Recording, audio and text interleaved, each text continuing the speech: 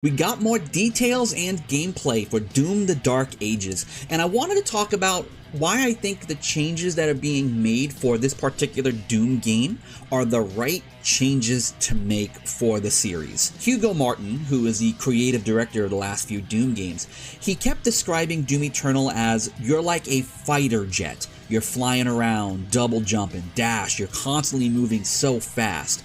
While Doom: The Dark Ages, you're more like a tank, grounded. There's a little more heft and weight to everything.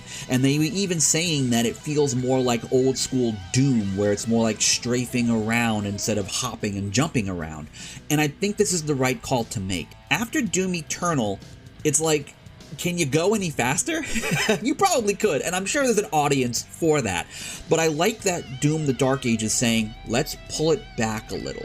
Let's focus more on weight. Let's focus on combat, maybe having a little more like one-on-one variety as well. I think of Slayer. Slayer put out an album called Rain and Blood. It is a thrash metal masterpiece, one of their best albums, but it's very fast, very intense. That album never lets up. So what Slayer thought was, well, how do you do faster? How do you do more than what Rain and Blood did? After that was their follow-up album, South of Heaven, which was consciously decided to be slower and heavier, put a little more emphasis on things that Rain and Blood didn't do.